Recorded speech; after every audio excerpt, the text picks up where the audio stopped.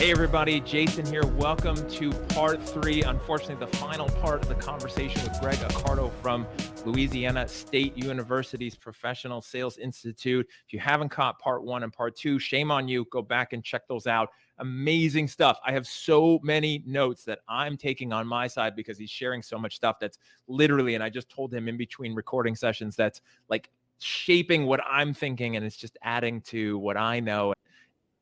And it's so amazing. So make sure to check those out. If you haven't caught his background, he's coming to his position here with Louisiana State, and he's been there for 9 years, but he's coming at it with over 25 years of sales and sales leadership experience, bringing that into the classroom, helping shape the future of salespeople that are going out there in the world. Greg, speaking of which, are you ready for part 3 and talking about the future of sales? Let's go. I'm ready. All right. Speaking of which, and funny enough, like we've already talked a lot about this in the first 2 segments.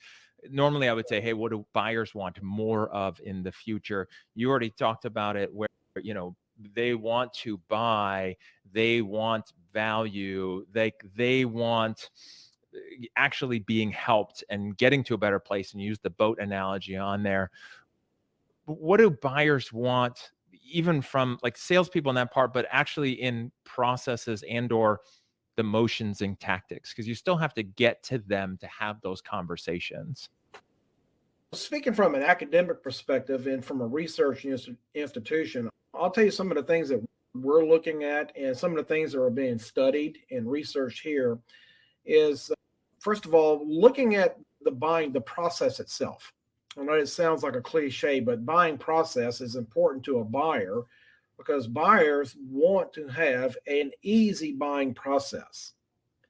They want it to be as easy as picking up their phone, opening the Amazon app, hitting a button, and having it delivered on their doorstep the next day. That's what you would consider a frictionless buying process. So let's take that buying experience from the Amazon app to go to your company, and you're a professional buyer for a company in a B2B environment.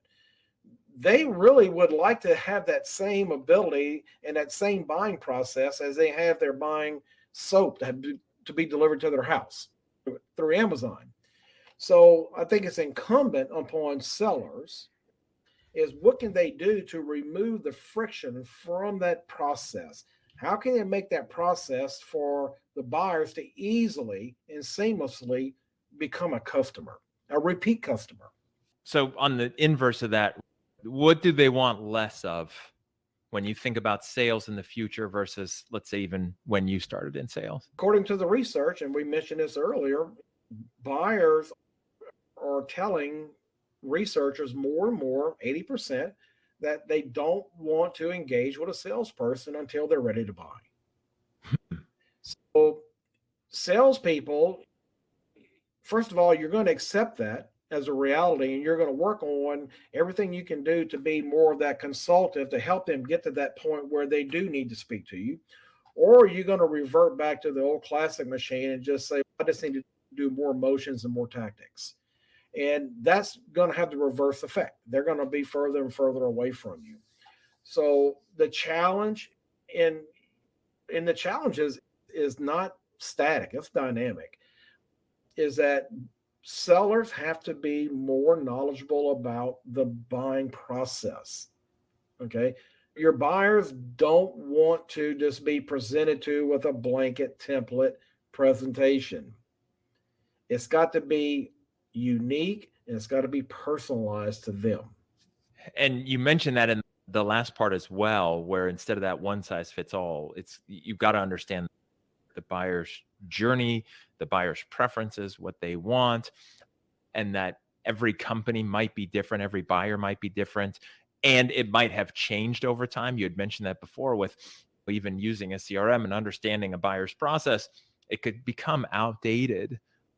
And so how do you, like, thinking about the future of sales as the buyers get more complicated and diverse because they want it customized and personalized for them, even like we spoke about in the first part? How do you, as a sales team, sales organization, a salesperson, handle all of that? How do you even know that what that buyer is going to want on their journey? Yeah. And look, that's the challenge, is that you're going to have to do more due diligence, more digging, more research. Hopefully that if you're fortunate enough, you've got a marketing team behind you who's doing a lot of that back end work and creating content specifically for your customer that you're going to be approaching. You need some business intelligence. There's several tools out there now. I'll name one that we use here in the program, XIQ, that helps our students dive into this world of understanding doing personality-based marketing and understanding the personal buying preferences of your prospects before you pick the phone up, because you can make that first best impression if you understand what their personality is like. And if you're doing that on a behavioral science method like DISC, there's only so many different variables that you're going to use. But the business intelligence piece is a big challenge.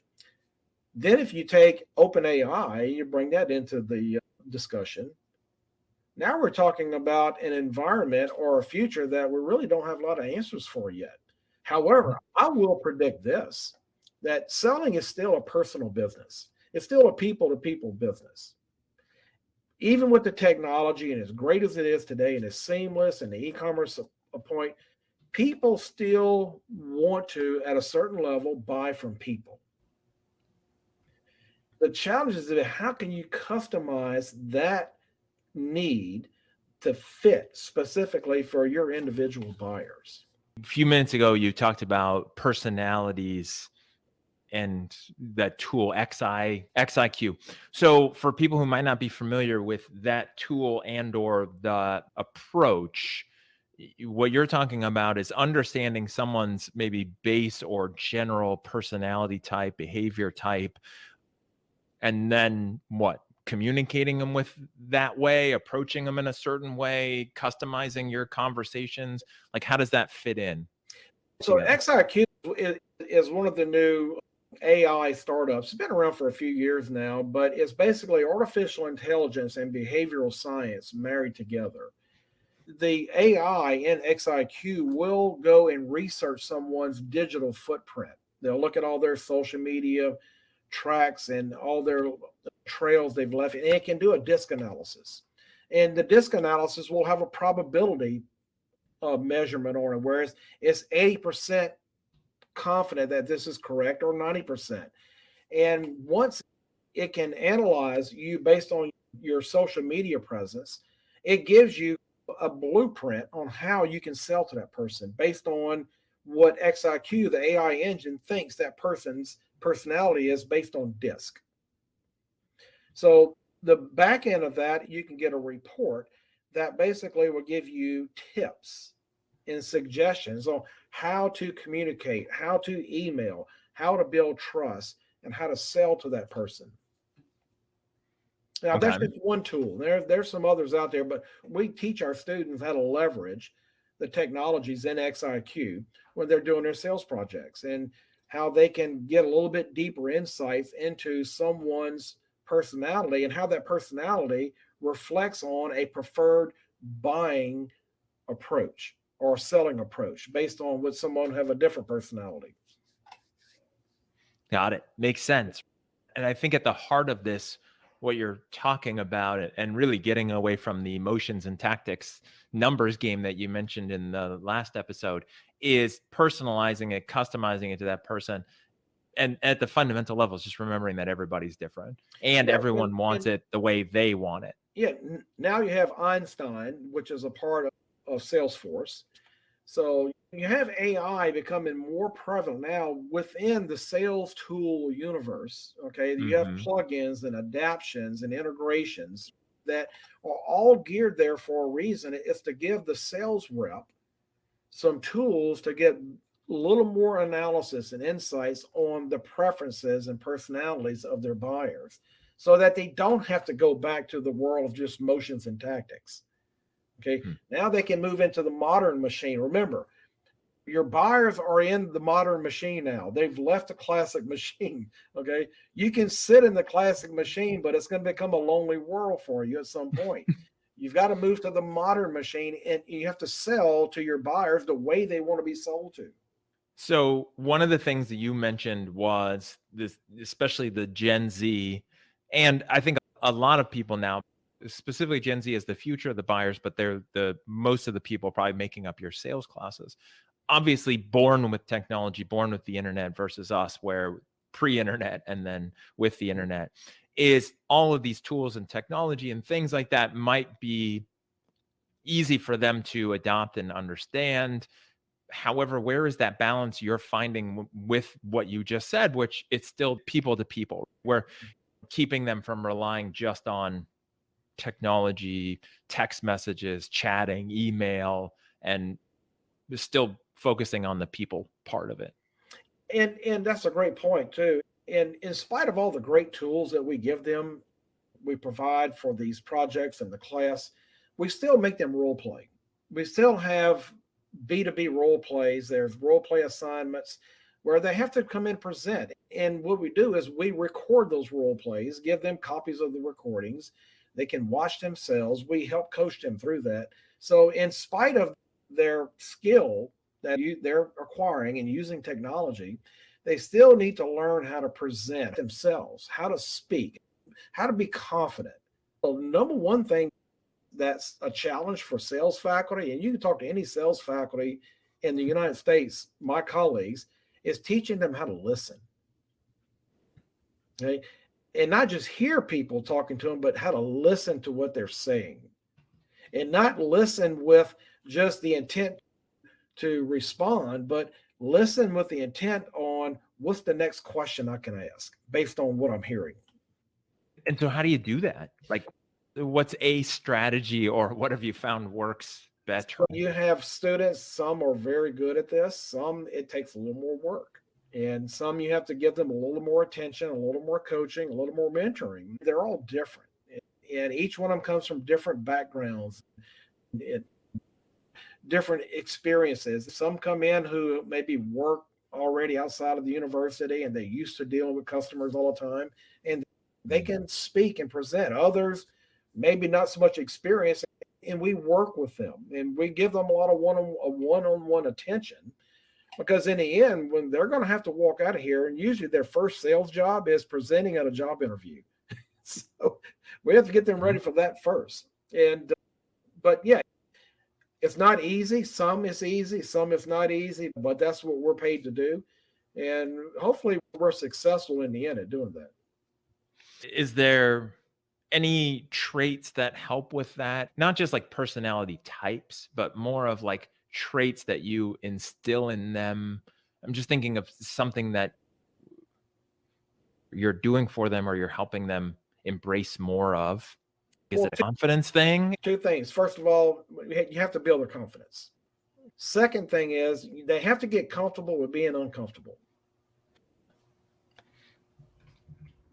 If they can do those two things, build confidence, get comfortable being uncomfortable, they should be able to take it from there and do a good job.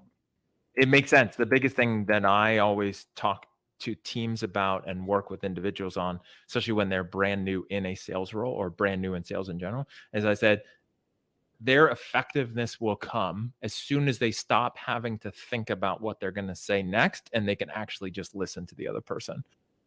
Once they're no longer in freak out, fight or flight mode, worried about the next strategy, the next tactic, the next line, the next question, when they can just listen for the sake of listening, then that's when it will all come together.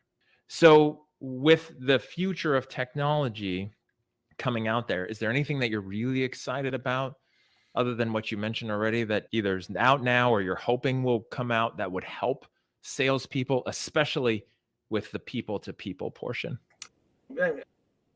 OpenAI is fascinating, a little scary, but it's fascinating. And from a research perspective, I want to see where this goes in the world of sales. Obviously, it will be one of the big tools for customer service. Okay, you're going to have a time when you're going to call in and get customer service and be speaking with a chatbot.